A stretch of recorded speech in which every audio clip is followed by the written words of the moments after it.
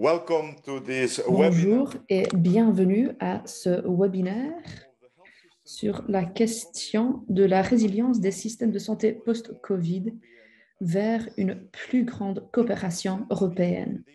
Ceci est une question centrale. Après le Covid, on a beaucoup appris sur comment renforcer nos systèmes de santé et comment mieux renforcer ces systèmes. Dans ce rôle, il y a l'importance clé de collaborer avec l'Union européenne. Nous allons regarder ces diapositives un peu plus tard, Lucie. Donc, la question de ce webinaire a été organisée par le DGOS, la Direction générale de l'offre de soins, et l'Observatoire européen des systèmes et des politiques de santé. Donc, on va se concentrer sur l'importance de la collaboration européenne. Ceci a été un sujet clé pour la présidence française et c'est aussi un sujet clé pour notre webinaire aujourd'hui. Donc, dans notre programme, on va commencer avec une présentation courte qui va résumer les objectifs de la présidence française. Ensuite, moi et Robert Touré, nous allons parler du travail qu'on a fait pour soutenir une conférence ministérielle et la présidence française.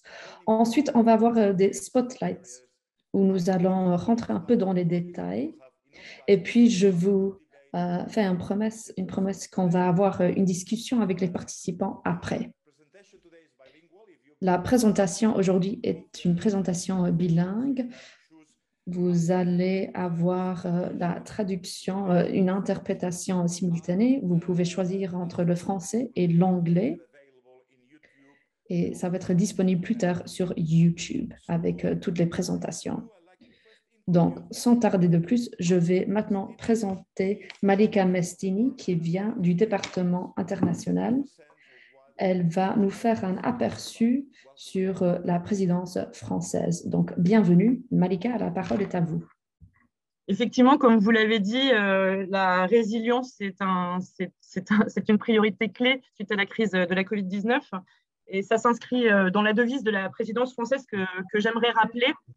Puissance, relance et puis appartenance, qui sont trois mots clés importants, mais pas seulement parce qu'ils sont mots-clés, parce qu'ils englobent à peu près toutes les volontés qu'on a développées aussi en matière de santé. Donc la puissance, évidemment, tout le monde comprend bien qu'il y a la souveraineté sanitaire européenne qui est derrière comme un objectif qui fait suite à la crise. La relance fait suite évidemment à une résilience réussie, à la suite notamment de la facilité de relance et de résilience et des plans nationaux de relance et de résilience de chaque État membre en partenariat et grâce à la Commission européenne et son suivi. Et puis l'appartenance qu'au ministère de la Santé et de la Prévention dorénavant, nous souhaitons interpréter comme une vue large médico-sociale de l'ensemble du secteur. Alors, l'idée de nos propositions sous présidence française en matière de santé pour décliner cette devise, c'était évidemment de finaliser l'ensemble des travaux sur la sécurité sanitaire grâce au paquet ambitieux qui était proposé par la Commission en novembre 2020, le 11 novembre, avec renforcement des règlements sur le rôle et le mandat des agences européennes, à la fois l'Agence européenne des médicaments, le Centre européen de prévention et de contrôle des maladies, ainsi que le règlement sur les menaces transfrontières graves pour la santé.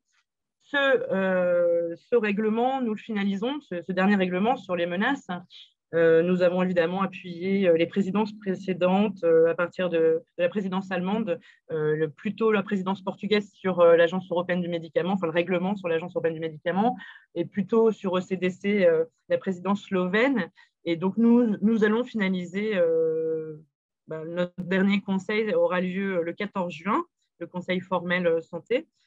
Et l'idée, en fait, de notre présidence, c'était à la fois de mener ces travaux qui sont nécessaires, on l'a vu grâce aux crises, donc articulation aussi avec l'agence, la nouvelle autorité HERA, Et puis, se dire que renforcer la santé publique, qui existe déjà, hein, un plan ambitieux européen sur le cancer était sorti pendant la crise d'ailleurs, suite notamment aux travaux du Parlement, des travaux appuyés, réguliers malgré la crise, dans un mode hybride par la commission spécifique BK, Beating Cancer, au Parlement européen. Et nous, on a voulu inscrire un renforcement en fait, de cette santé publique, renforcer la santé publique dans tous ses axes, dans tous les domaines qui la composent, pour aller au-delà de la sécurité sanitaire, qui est déjà une réussite, évidemment, dont on se félicite tous européens. L'idée donc de cette déclinaison d'une santé publique renforcée, forte, unie et peut-être même exemplaire dans son volet interne Union européenne pour être exemplaire et bien solidaire sur son volet externe vis-à-vis des autres partenaires internationaux, en lien avec les travaux à l'OMS et avec tous nos partenaires, les autres continents, en lien aussi avec une articulation souhaitée par la présidence française à chaque négociation par chaque agence avec ses homologues internationaux, par exemple le CDC ou la HERA européenne peuvent bien sûr discuter avec une BARDA ou un CDC américain, africain. Voilà. En matière de résilience, on a ouvert la présidence française le 18 janvier en termes de conférence ministérielle, avec une conférence dédiée justement à la résilience des systèmes de santé et une proposition de renforcement de cette coopération en se basant sur l'exemple transfrontalier pour arriver à une coopération renforcée au niveau transnational, a mené la présidence française à évoquer la proposition d'un label hôpital européen qui sera développé par mes collègues de la Direction générale de l'offre de soins par la suite, basé sur le volontariat, bien évidemment. On a poursuivi avec d'autres conférences, une conférence le 2 février, par exemple, sur l'éthique du numérique, au cours de laquelle ont été adoptés 16 principes éthiques européens du numérique en santé, dont nous souhaitions qu'ils soient adoptés à l'unanimité, ce qui a été le cas et on est ravis. Que ça puisse inspirer aussi la proposition qui allait venir et qui est sortie le 3 mai par la Commission européenne sur le règlement européen d'espace de données de santé, dont nous lançons les discussions depuis le 20 mai et pour lequel nous organiserons au prochain Conseil, le 14 juin, un échange dédié entre les ministres européens de la santé. Nous avons souhaité évidemment inscrire aussi les maladies rares et la lutte contre les maladies rares dans les discussions. Alors, c'était l'objet d'une conférence ministérielle, mais pas seulement. L'idée d'un plan européen, par exemple, ou d'une lutte européenne au niveau européen, bénéficie aux citoyens, ce qui est une des priorités de notre présidence, favorise la recherche également. Et on a organisé au Conseil du 29 mars une discussion dédiée à l'espace, à la lutte contre les maladies rares comme un exemple, un modèle de renforcement de la santé publique pour faire face notamment à cette transition numérique ainsi qu'à la transition démographique, par exemple. Nous avons souhaité évidemment insister aussi sur la lutte contre l'antibiorésistance. Il y a eu une conférence dédiée qui dépassait le seul champ du ministère de la Santé d'ailleurs. Et puis, un axe important, c'est aussi l'axe extérieur de la présidence, l'axe extérieur de l'Union de la santé publique, qui doit pouvoir être assez forte et unie sur la scène internationale pour venir en solidarité et en exemplarité auprès de nos partenaires internationaux. Et cette santé mondiale, elle a été l'objet d'un format un petit peu inédit. On a rassemblé en réunion ministérielle européenne le 9 février à Lyon les ministres à la fois de la santé ainsi que les ministres européens des affaires étrangères. C'était un format inédit. Je crois que tous les États et la Commission sont dorénavant d'accord pour voir comment réviser la stratégie européenne en santé mondiale et la Commission fera une proposition en fin d'année. On a évidemment en parallèle continué à essayer de gérer de manière coordonnée des crises en cours, des crises qui s'additionnent et qui se multiplient, à la fois la Covid-19, donc une réunion extraordinaire le le 21 Malika, janvier sur le... pardon, Oui, Malika, le temps il est très très petit. Je m'excuse vraiment parce que le temps que tu as donné, passait pas beaucoup pas de pour problème. expliquer tous les programmes de la présidence, mais tu vas nous rajouter après, si ça va, pour les panels, pour clarifier quelques questions. Si tu veux wrap up, s'il vous plaît. Oui, je finalise juste ma phrase. À la fois donc la Covid-19, ensuite la crise suite à la guerre déclarée par la Russie en Ukraine, avec un conseil extraordinaire le 15 mars. Et puis, bien évidemment, la question de la crise actuelle avec la variole du singe monkeypox, qui fait l'objet aussi de discussions pour tenter au mieux de se coordonner. Parfait. Merci beaucoup, Malika. Et une autre fois, je m'excuse pour le temps parce que c'est vraiment difficile d'expliquer toute la présidence en 5 minutes. Mais s'il te plaît, tu restes et après la discussion, il y aura, je crois, pas mal de questions autour de la présidence française. And now I'm going to make the shortest of introductions. Je vais maintenant très brièvement présenter le travail qu'on a fait ensemble avec le DGOS. Est-ce que je peux avoir ma présentation, s'il vous plaît? Donc, le sujet de ma présentation est le même du webinaire aujourd'hui. Donc, c'est la résilience des systèmes de santé post-COVID vers une plus grande coopération européenne. Une fois de plus, merci beaucoup pour tout le travail qui a été fait sur ce sujet. C'est très important que la résilience soit pas uniquement la résilience des systèmes sanitaires, mais aussi comment est-ce que nous allons travailler sur les sujets à venir. Voici quelques travaux qui ont été faits déjà. Erika va vous donner le lien. Tout le travail qu'on a fait en collaboration avec l'OMS et aussi la présidence française, y compris le DGOS. Donc, il y a beaucoup de ressources qui partagent nos expériences et les meilleures pratiques. Voici une liste de courses. Je ne vais pas tous les lister, mais on avait identifié 20 stratégies dans notre recherche pour renforcer notre résilience. Il y a des questions sur la communication et des coordinations horizontales et verticales. On a parlé de la transparence et des questions de collaboration internationale, la collaboration transfrontalière. Ça, c'est vraiment un sujet clé pour notre séminaire aujourd'hui, le rôle de l'Europe et l'Union européenne dans ce sujet. On avait beaucoup de stratégies sur les financements, l'achat conjoint. Nous avons des très bonnes pratiques dans l'achat conjoint dans nos États membres. Par exemple, le vaccin et les technologies, puis le main-d'œuvre des professionnels sanitaires. On a beaucoup appris grâce à la pandémie. Il faut renforcer les interventions de soins de santé publics. On a identifié l'innovation, les développements des lignes directrices, des nouveaux outils numériques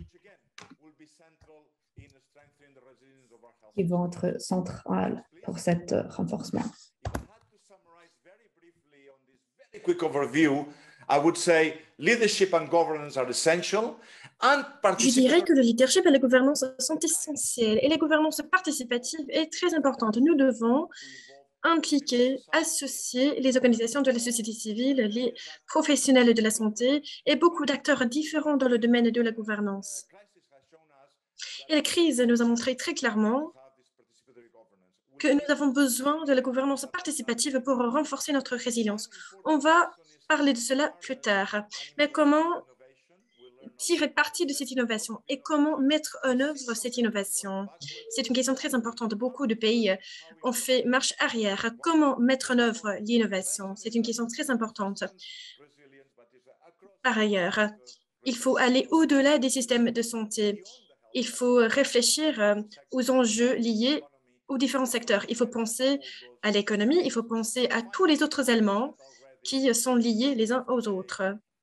Par ailleurs, cette réussite dépendra de la gouvernance européenne et de la gouvernance mondiale. Prochaine diapositive, s'il vous plaît. On parle aujourd'hui de la collaboration européenne. Quels sont les instruments qui sont cruciaux, qui étaient cruciaux pendant la pandémie et pendant la reprise? Les États membres se sont rendus compte du fait qu'ils doivent travailler ensemble pour renforcer leur résilience et pour renforcer leur sécurité. Ils doivent également mutualiser leur souveraineté. Il y a des projets en cours pour renforcer l'Union européenne de la santé. On pourrait parler également de l'Autorité européenne de préparation et de réaction en cas d'urgence sanitaire. Mais ne devrait-on pas aller au-delà de cela? Il y a des chocs transfrontaliers et c'est la raison pour laquelle nous devons créer des systèmes de santé renforcés. Lors de la conférence ministérielle, nous avons parlé de la maximisation, de l'optimisation, de la coopération et des instruments de l'Union européenne. Et je parle ici de la couverture sanitaire, de l'accès à la couverture sanitaire, mais il faut également miser sur les achats groupés, les achats conjoints. Il faut miser sur la santé numérique, il faut miser sur la planification conjointe également. Et ce sont des domaines dans lesquels on pourrait et on devrait renforcer la collaboration européenne. Prochaine diapositive, s'il vous plaît. Voici quelques exemples, les thèmes qui sont couverts dans ce numéro. Erika, est-ce que vous pouvez mettre le lien dans le chat vers le numéro? Merci. Ici, vous voyez quelques thèmes qui sont approfondis dans la revue. Merci beaucoup. C'est à notre webinaire aujourd'hui et je te remercie à toi directement et ton équipe pour vraiment la grande collaboration que nous avons ensemble pour la préparation de la conférence et l'évidence et toutes les ressources de l'évidence qu'on a fait ensemble pour la conférence. C'est à toi. Merci. Bonjour à tous. Merci, Joseph. Je tiens effectivement aussi à remercier tout d'abord Joseph ainsi que l'ensemble des équipes de l'Observatoire européen pour cette invitation à participer à ce webinaire de présentation de l'OL spéciale consacrée à la résilience des systèmes de santé post-Covid. Je souhaiterais profiter également de cette occasion, de l'occasion qui m'est donnée, pour saluer la grande qualité de la collaboration que nous avons eue avec l'Observatoire, tant pour la rédaction du rapport que pour l'organisation de ce webinaire. Donc, la pandémie Covid-19 a très lourdement frappé nos systèmes de santé et a bouleversé leur organisation. Nous avons dû nous adapter et ces adaptations ont été faites dans un premier temps à un niveau national compte tenu de l'urgence. Puis, peu à peu, en fait, l'Union européenne a su organiser des réponses communes à son échelle. Ainsi, cette crise nous a indéniablement appris que même si les compétences en matière de santé sont du ressort des États membres, les réponses à une pandémie doivent être pensées et co-construites à l'échelle de l'Union européenne. Pour la direction de l'offre de soins que je représente aujourd'hui, la présidence française du Conseil de l'Union européenne a été l'occasion de porter de nombreux sujets. La DGOS a ainsi organisé plusieurs événements de haut niveau dans le cadre de cette présidence, et notamment une conférence de haut niveau, ministérielle de haut niveau, sur la résilience des systèmes de santé de l'Union au service de la coopération à l'échelle européenne. C'était, comme ça a été précisé plus tôt, cet événement a été organisé le 10 janvier dernier. Il a réuni de nombreux ministres de la Santé de l'Union européenne, la commissaire Stella Kyriakides, ainsi que d'autres acteurs importants, tels que le directeur général de l'OMS, le directeur de l'OMSO, ou encore le secrétaire général de l'OCDE. Cette conférence sur la résilience des systèmes de santé a permis d'évoquer à la fois les impacts de la crise sur les systèmes de santé, mais aussi la nécessité de renforcer les liens et de tisser des solidarités entre États membres à travers la mise en valeur de solutions partagées et d'outils pour une meilleure coopération dans le domaine de la santé. Et donc, pour soutenir ces débats et contribuer aux échanges qui ont lieu lors de cette conférence, que nous avons, en collaboration avec l'Observatoire, réalisé ce numéro spécial d'EuroHealth grâce à la contribution de co-auteurs de l'Observatoire et de co-auteurs français, enfin, du ministère de la Santé français également. Alors, le présent rapport a été l'occasion d'explorer les thèmes en fait, de la résilience ainsi que de la solidarité et de la coopération entre États. Il nous a permis de mettre en lumière plusieurs initiatives marquantes qui ont été prises pour faire face à la crise et de s'inspirer de certaines, en tout cas, s'inspirer aussi de certaines d'entre elles pour continuer à construire ensemble. Ainsi, lors de cette conférence, en fait, sur la résilience des systèmes de santé, les discussions nourries entre les ministres de la Santé, les représentants des États membres et la Commission ont permis de faire émerger en fait, l'idée de nouveaux instruments de coopération qui est nommé, effectivement, qu'on a nommé label hôpital européen, qui, sous la base du volontariat, s'adresserait aux établissements et structures de santé, favorisant des dynamiques de réseau et des actions coordonnées. Alors, cette proposition de label qui a été évoquée précédemment, européen, a été particulièrement soutenue par la commissaire et la DG Santé. Et elle s'inspirait en fait dans une union de la santé plus forte et résiliente. Et elle pourrait permettre alors, à la fois de renforcer la sécurité sanitaire par une coordination accrue entre États, de faciliter l'accès aux soins au niveau transfrontalier et transnational pour une meilleure équité territoriale, de favoriser l'échange de bonnes pratiques entre professionnels de santé et d'accroître aussi la valeur ajoutée européenne et d'offrir des soins de qualité à l'ensemble des patients européens. Alors, cette proposition de labellisation pourrait également suivre une approche graduée du niveau transfrontalier au niveau transnational, en intégrant à chaque niveau différents objectifs en termes d'accès aux soins, de partage des données, de formation, d'environnement et de recherche clinique. L'objectif principal de cet instrument est de placer le patient au cœur du système de santé et de garantir un accès équitable et de qualité aux soins pour tous les citoyens européens. Les travaux sont actuellement en cours et donc ils doivent se poursuivre avec l'ensemble des États membres et la Commission européenne. Bon, voilà, tels sont les éléments que je souhaitais partager avec vous aujourd'hui. Et je laisse désormais la parole aux différents intervenants afin qu'ils puissent vous présenter plus précisément en fait, les articles du rapport qu'on a produit avec l'Observatoire. Parfait, merci beaucoup Robert. Et merci aussi pour partager l'idée du level, hospital level, l'hôpital européen. Je sais que c'est un process qui est en train de discuter avec l'État membre. Ce n'est pas un bon moment pour discuter ça ici, mais vraiment, c'est une proposition très engageante pour les écouteurs aussi, pour les États membres. Maintenant, Erika, is the time for our colleagues to vote? Maintenant, Erika, est-ce que vous pouvez lancer le sondage, s'il vous plaît? Est-ce qu'on peut lancer le sondage? Oui, merci beaucoup, Annalisa. Donc d'abord, première question. À quel point avons-nous besoin de la collaboration de l'Union européenne de la santé? Est-ce que nous avons besoin de plus de collaboration, de moins de collaboration? Ou est-ce que le statu quo est parfait? Dans le cas de la deuxième question, vous pouvez donner 2 ou 3 réponses. Quel domaine bénéficierait plus d'une plus grande collaboration avec l'Union européenne de la santé? Faudrait-il soutenir plusieurs agendas différents? Faudrait-il renforcer la collaboration transfrontalière à travers les réseaux d'hôpitaux européens? Faudrait-il accroître l'accès à l'innovation et aux technologies à travers l'acquisition conjointe? Faudrait-il échanger de bonnes pratiques, par exemple? Faudrait-il, par exemple, faire avancer la santé numérique? Faudrait-il mettre en œuvre une sorte de planification conjointe? Merci beaucoup, Josep. La parole est à vous. Merci beaucoup, Erika. Je vous invite à répondre au sondage.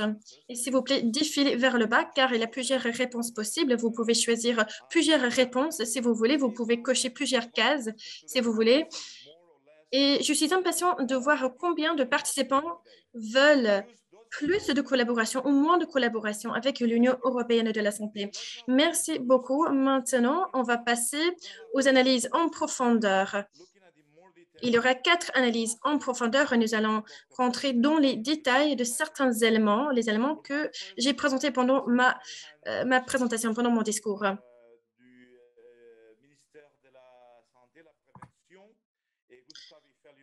Et je vais passer la parole à Pascal. Pascal va nous expliquer de la participation. Tout le monde participe, c'est important, mais qu'est-ce que ça veut dire la participation réelle dans le système de santé? Vas-y, c'est à toi. Merci. Bonjour, merci Joseph. En fait, on s'est aperçu dans la crise sanitaire qu'on avait pu mobiliser, par exemple, des conseils scientifiques, mais faire participer les populations plus difficilement. En fait, il y a 2 éléments clés qu'il faut retenir. L'un, ce sont les forums avec la société civile organisée, ce qu'on peut appeler par exemple, les instances de démocratie en santé en France, mais en réalité, il y a d'autres manières de qualifier ça. En Amérique, on va parler de participation sociale. Ailleurs, on parlera de gouvernance participative. Et puis, il y a aussi les démarches qui sont des démarches qui relèvent de la démocratie participative, les débats publics, les conférences de citoyens, les ateliers citoyens, qui sont finalement des manières, en dehors du temps des élections, de faire s'exprimer la population directement concernée avec, et c'est la recommandation, de consulter plus précisément les populations qui sont sans voix, les populations qui sont les plus en situation de vulnérabilité, plus en but avec les inégalités de santé, qui ont tendance à ne pas s'exprimer. Donc, la participation, c'est véritablement, tout simplement, la bonne gouvernance. Et il y a une étude qui a été publiée dans une revue internationale en octobre 2021 qui montrait que les pays qui avaient mieux réussi dans les premiers mois de la lutte contre la crise étaient des pays qui avaient aussi su avoir un gouvernement ouvert et responsabilisant. Donc, véritablement, on a l'enjeu d'avoir aussi une meilleure adhésion de la population à nos politiques. Et on voit, par exemple, l'exemple des résistances à la vaccination. Et on a eu le cas en France, dans certaines régions, ça a été à très loin, dans ces refus de la vaccination, et qu'il faut un travail tout au long des politiques, et pas simplement en période de crise, de dialogue avec la société civile, mais aussi directement avec des populations, pour que quand on est en situation d'urgence, par exemple, eh bien, on peut être plus agile, plus réactif, plus efficace, avoir une meilleure adhésion de la population à nos politiques et finalement une politique plus efficace aussi. Non seulement il y a un enjeu démocratique, mais il y a aussi un enjeu d'efficacité tout simplement pour nos politiques de santé. Donc, cette recommandation sur la participation, elle peut s'appuyer aussi sur un guide très concret qui a été édité par l'OMS en 2021 et que vous avez sur la diapositive sur la partie gauche et que vous pouvez trouver facilement en ligne. Et il y aura probablement aussi d'autres travaux qui vont suivre parce que c'est un enjeu extrêmement essentiel. Donc, en France, nous avons une expérience depuis au moins une vingtaine d'années de ce qu'on appelle, nous, la démocratie en santé. Il y a d'autres expériences, par exemple celle du Portugal, avec depuis 1997 un Conseil national de la santé, qui est une instance consultative. Joseph, je ne sais pas si j'ai épuisé mon temps de parole. Non, c'était parfait, on temps.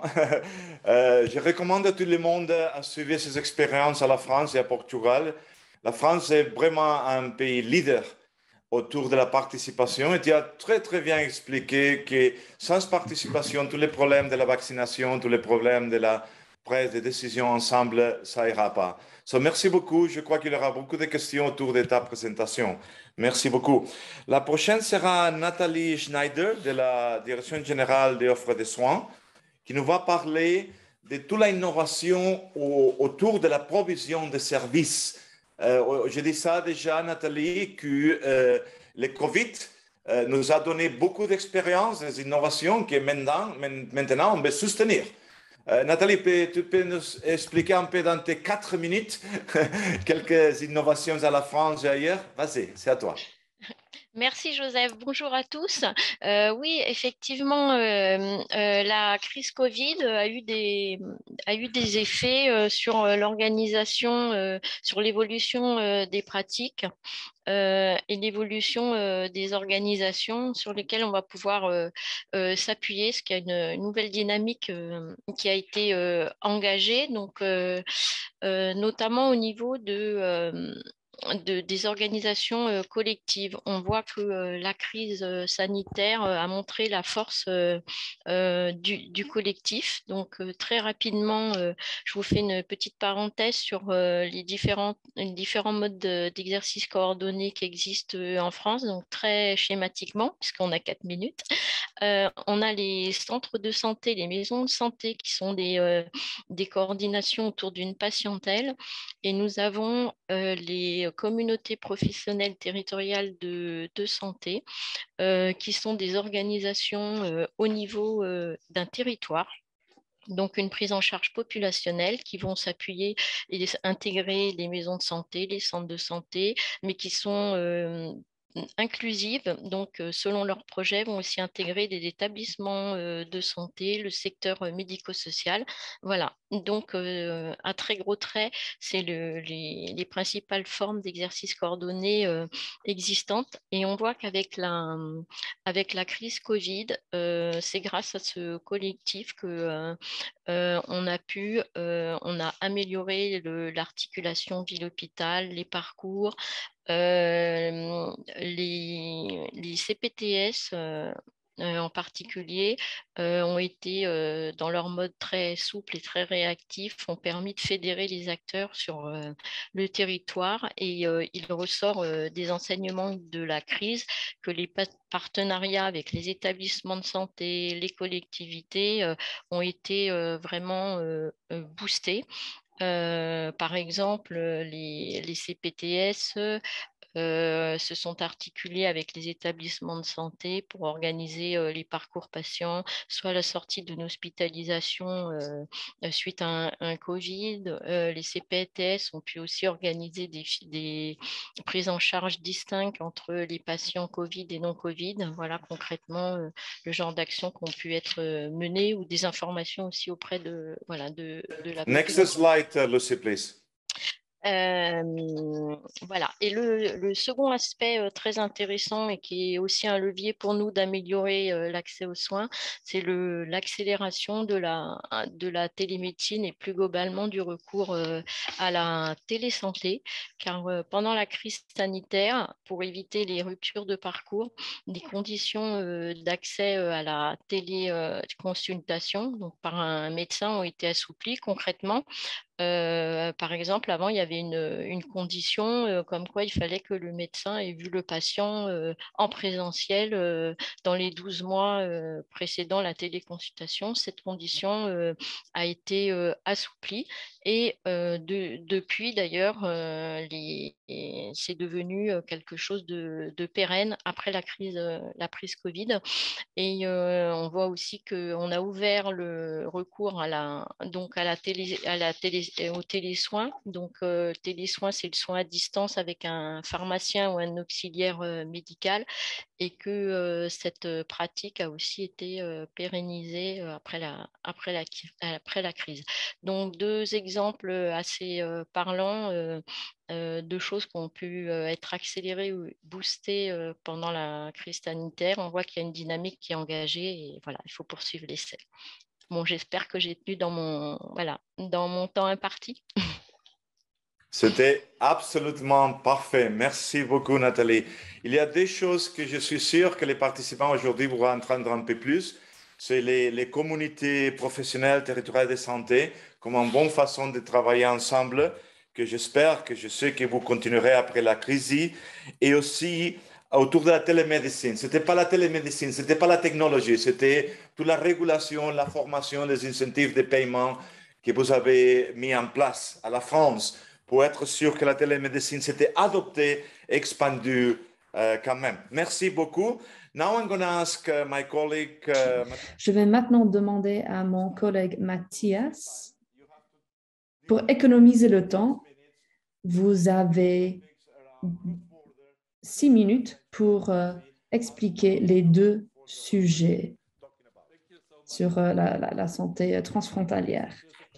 Merci. Je pense que c'est vrai, on ne peut pas parler de la collaboration en Europe sans parler de la santé transfrontalière.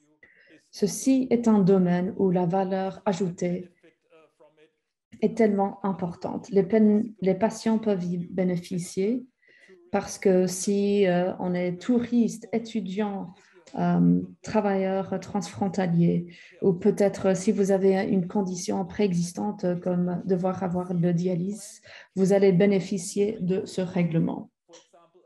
Puis il y a les soins planifiés, on va parler des listes d'attente. Tout cela est très, très important. Autant de plus pour les pays plus petits. Il faut, nous avons le réseau européen des références qui a une liste de centres d'excellence.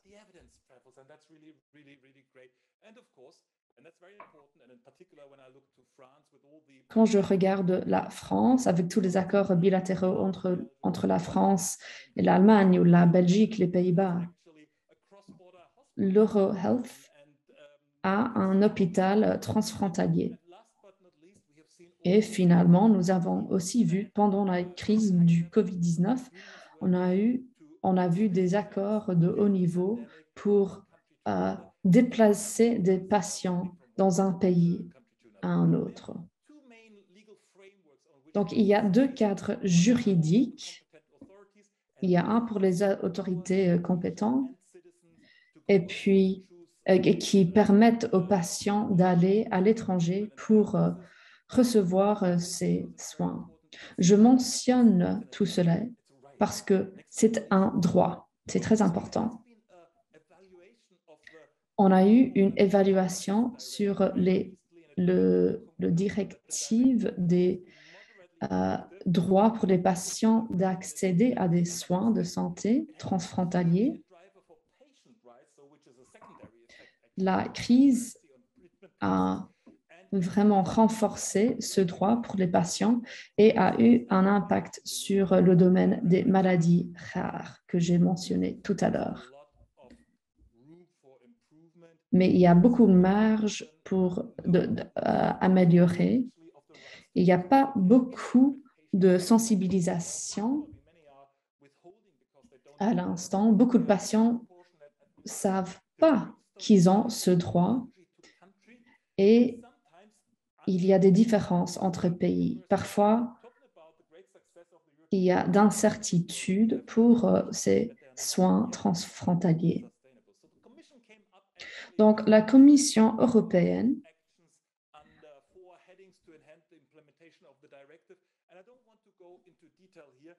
en 11 actions de suivi pour améliorer la mise en œuvre de cette directive qui ont été reconnues même par la communauté scientifique. Mais la question, c'est est-ce que nous avons les instruments pour mettre en œuvre cette directive? Très souvent, la Commission doit encourager et rassembler les personnes et partager les épreuves, mais ils n'ont pas toujours les bons outils juridiques. Donc, les ressources humaines transfrontalières. Nous avons un marché de travail européen. Depuis le COVID-19, on a dit qu'est-ce qu'on a appris? Numéro 1, c'est qu'il y a toujours des manques dans quelques pays. Et il faut combler ces manques. On a des professions comme les médecins, les infirmières, les vétérinaires. Ils ont le droit de bouger, de changer de pays, mais il faut adresser les points faibles de ces marchés de travail. Il n'y a pas vraiment beaucoup de suivi. Nous n'avons pas de marge de suivi pour ce marché de travail. Et même dans ces pays qui ont beaucoup de médecins et infirmiers, ils ont des manques dans d'autres domaines. Il faut améliorer les compétences. Mais il faut aussi améliorer les modèles de soins dans les différents pays. Il faut mieux intégrer les soins de santé. Et nous voyons qu'il y a toujours un problème avec les compétences de soins de santé numériques. Nous bougeons nos patients et les professionnels, mais il faut adresser cette transition numérique. Il faut aussi mettre en œuvre ces stratégies de compétences.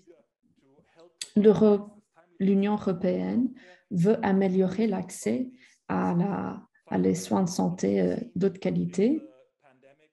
Et ce qu'on a vu pendant la pandémie, c'est qu'il faut vraiment protéger nos professionnels sanitaires. Si on veut vraiment protéger ce domaine, il faut les protéger. On a vu des problèmes où les professionnels n'avaient pas accès aux matériels de protection sanitaire, comme les masques, par exemple. Et puis, il y a des problèmes sociaux.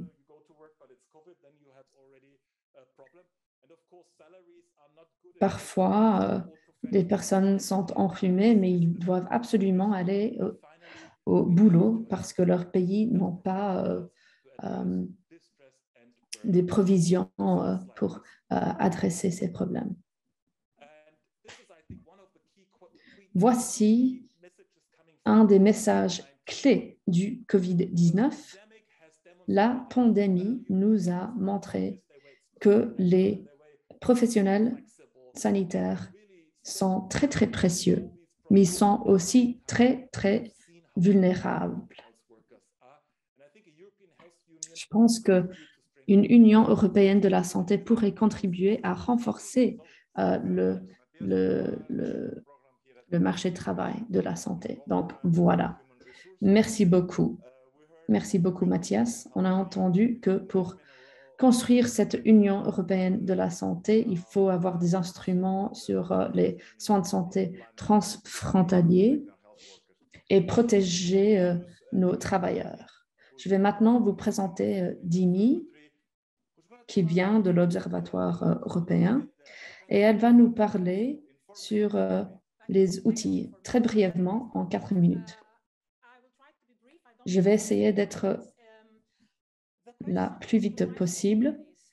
Ma question, c'est quels outils est-ce qu'on en a accès à l'échelle européenne pour nous aider à devenir plus résilientes? Donc, d'abord, voici un travail qu'on a fait avant la présidence française avec la présidence slovénienne. On s'est rendu compte que l'UE soutient les pays en ce qui concerne les systèmes sanitaires, mais il y a un manque de compréhension sur ces outils de la part des États membres. Donc, voici les outils disponibles pour les systèmes sanitaires. On a commencé avec des idées. Par exemple, parfois, il y a un manque de travailleurs et puis il faut avoir un plan. Et ici, nous voyons que des différents outils vont être pertinents pour des différentes phases ou pour des différentes approches. Vous pouvez consulter ce travail sur notre site web. On va vous donner le lien dans le chat. Mais on a identifié qu'il y a pas mal d'assistance à l'échelle européenne. Parfois, ces outils ne sont pas des outils qui prioritisent le domaine de la santé. Et puis, il faut différencier entre les différents outils. Mais une bonne idée serait d'avoir plus de clarté sur quels outils sont disponibles pour quand et pour qui. Maintenant, pour l'Union européenne de la santé, on a eu pas mal d'actions déjà. Pour la pandémie, on s'est rendu compte qu'on avait une première proposition en novembre 2020 qui sont liées à la préparation. On a des cadres, par exemple, on a étendu le mandat pour l'EMA et pour le CDC. On a développé une nouvelle autorité, le HERA.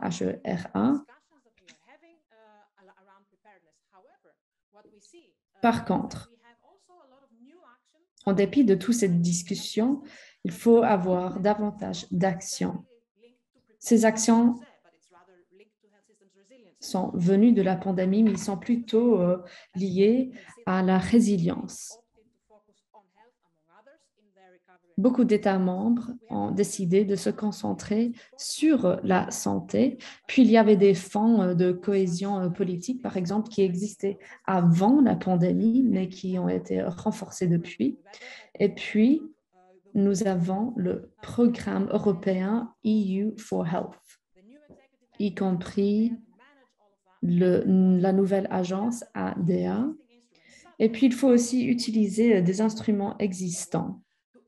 Par exemple, le STI, l'instrument de soutien technique, émis du DG Réforme.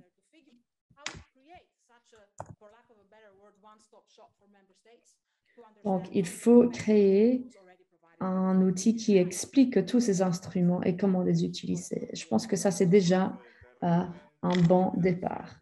Merci beaucoup. Restez avec nous, Dimi. Je vous conseille vivement de lire cette ressource.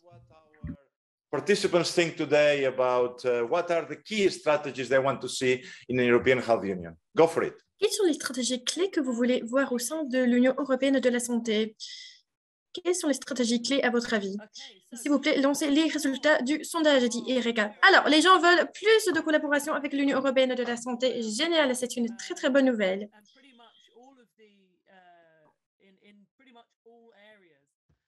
Et on veut plus de collaboration dans presque tous les domaines. Seule une personne a dit non. Ah oui, il est vraiment dommage que le sondage soit anonyme, car j'aimerais voir les résultats. Mais dans tous les domaines, les gens veulent voir plus de collaboration. Cela est très intéressant. Merci beaucoup. La parole est à vous, Joseph. Oui, merci, Erika, merci. Je me disais qu'il fallait donner 3 choix. Eh bien, en tout cas, c'est une très, très bonne nouvelle. Ce n'est pas la position du ministère de la Santé français. Ce sont les résultats de notre sondage. Erika, merci beaucoup.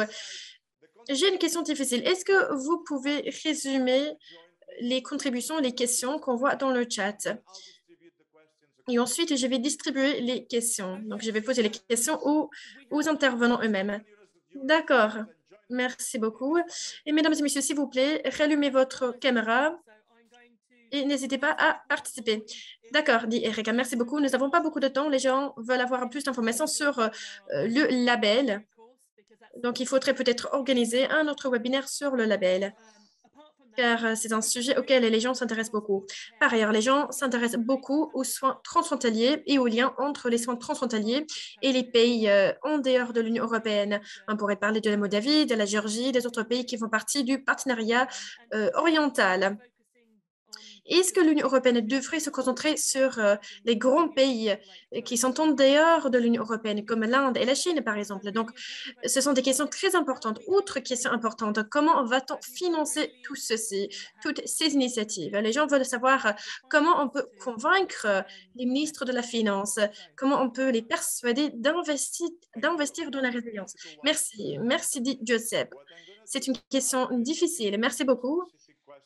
Donc, il y a 2 questions spécifiques. Une question sur les soins transfrontaliers, et c'est Mathias qui va y répondre. Et ensuite, il y a une autre question sur le financement. Je ne sais pas si Malika ou Robert souhaitent répondre. Malika, peut-être dans tes discussions avec la présidence et des autres pays, on a parlé des budgets et des ressources. Et also, I will ask Dimi, perhaps, to talk about some. Et je vais peut-être demander à Dimitri de parler des fonds qui sont disponibles, car cela fait partie du travail que vous avez fait pour la présidence slovène.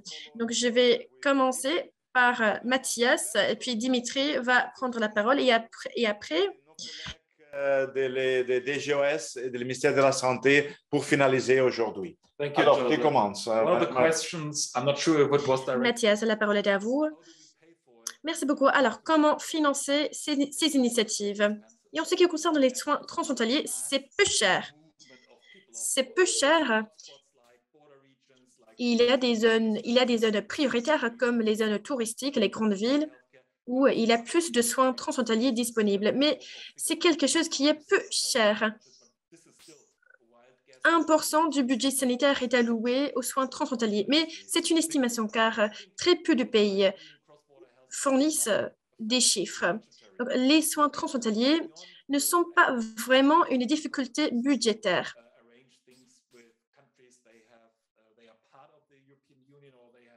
Et les États-Unis coopèrent avec l'Union européenne dans ce domaine, mais il y a également la possibilité des accords bilatéraux. Cela, c'est très important.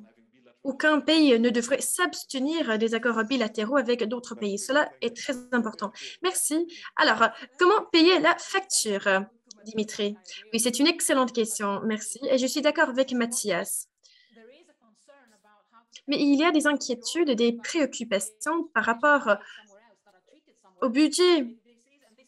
Comment financer les soins qui sont prodigués dans un autre pays, par exemple? C'est une question qui préoccupe les États membres. Il y a une différence entre le financement au niveau européen et le financement à d'autres niveaux. Au niveau européen, il y a des fonds directs, il y a d'autres fonds qui sont alloués aux États membres. Et ensuite, il faut réfléchir au financement national, donc au niveau national. Dans nos articles sur l'EuroHealth, il y a une réflexion sur cette question. Pendant très longtemps, même avant la pandémie, nous avons eu des discussions sur ce sujet. Ce ne sont pas des dépenses, ce sont des investissements. Donc, c'est une question d'investissement et non pas de dépenses. Réflexion finale. Peut-être je commencerai avec Malika. Malika, tu as entendu la réaction de nos participants aujourd'hui. Beaucoup d'Européens, Union européenne de la santé, tout le monde est très content. Qu'est-ce que tu en penses? C'est faisable, Malika? Peut-être que tu ne peux pas répondre à ça personnellement. Ce n'était pas la présidence française, c'est à toi. Qu'est-ce que tu en penses? C'est faisable d'avoir plus d'Européens, Union européenne de santé? Mais nous présidence française et en tant qu'État membre, on continuera en fait à militer pour ce renforcement de l'union de la santé, sécurité sanitaire, mais aussi santé publique, hein, comme je l'expliquais au départ. Et là, les résultats de votre questionnaire, ils sont intéressants parce qu'ils sont d'ailleurs concomitants avec le rapport de la conférence sur l'avenir de l'Europe, sur le futur de l'Europe, qui a permis d'interroger l'ensemble des Européens. Et la santé fait l'objet de près de 20 recommandations, propositions de la part finalement des citoyens. Donc on sait que les attentes sont très fortes de la part des citoyens. Et donc, ça a été cité. Bon, bah, ce programme a été quand même multiplié par près de 10 par rapport à avant.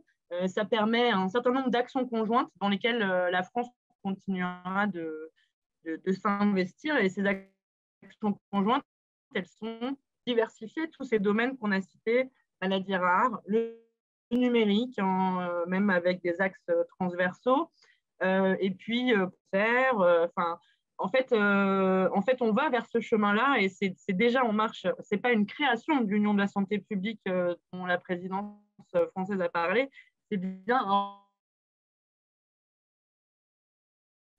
renforcement. Mais on ne pense pas forcément se baser. Il faut aussi se baser sur les outils qui existent. Il y a One Health qui a été cité dans votre Mais parfait, Malika. D'ailleurs.